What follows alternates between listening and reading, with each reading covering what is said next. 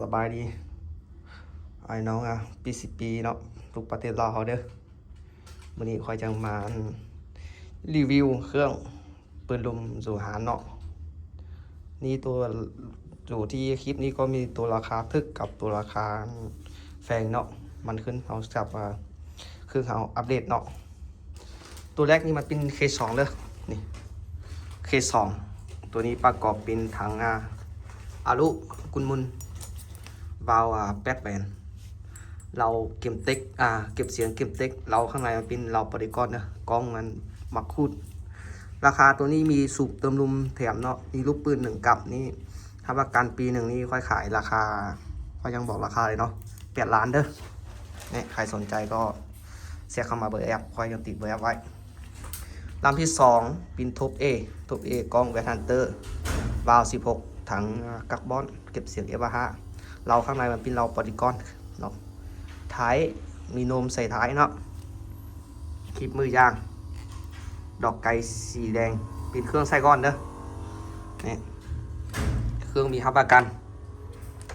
เนาะรับประกันค่าฝีมือดีๆก็ได้80 เมตรค่าฝีมือใหม่เนาะเพิ่งเล่นนี่มันก็ประมาณไดย่าได้60 เมตรเดี๋ยวแต่เขานะฝีมือเขาดีๆเนาะเขากำปืนเขายิงมันบ่สั่นเนาะมือเนาะมันบ่สั่นนี่มันก็แม่นกว่าครับแบบว่ากำยิงมันสั่นนี่มันก็จังบ่แม่นเด้อมันจังไปกระโดดมั่วไปเนาะตัวนี้ก็บอกราคาเลยตัวนี้เป็น13 ล้านท้วนเนาะมีรับประกันปี1แถมลูกปืน1 กับสูบตัวลุมฟอร์มเด้อตัวที่3ตักติโกนี่ก็เก็บเสียง F5 เราก็เป็นเราบริกรเจ้า40 เซนถังคาร์บอนคือกัน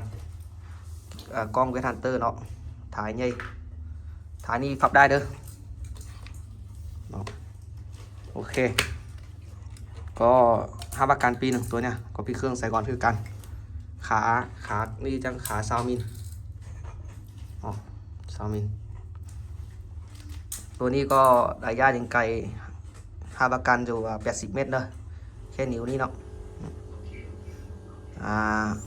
ตัวนี้จังก็ราคาอยู่12 ล้าน8 แสนกิฟต์เด้อตัวนี้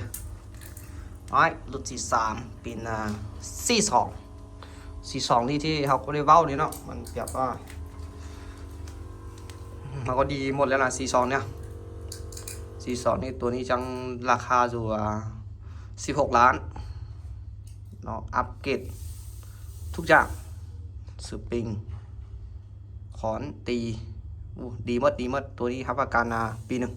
1ก็สูบตุ่มๆแถมลูกปืน1 กับคือกันเนาะกล้องนี้ก็กล้องเวทฮันเตอร์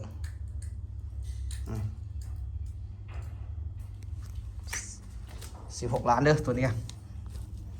ถ้าใครสนใจก็แซกมาหาเด้อนี่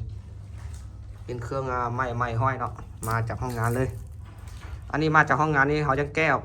เดี๋ยวเขาอัพเครื่องข้างในเนาะเขาจะแก้ถอดออกมาเขาอัพเครื่องข้างในอัพเดตมาขึ้นเนาะดีเด้อใครสนใจก็แชทเข้ามาเด้อโอเคขอบใจทุกคนทุนมาเข้าเบิ่งคลิปของควายเด้อฝากกดไลค์กดแชร์กดตามเอาไว้เด้อขอบใจหลายๆโอเค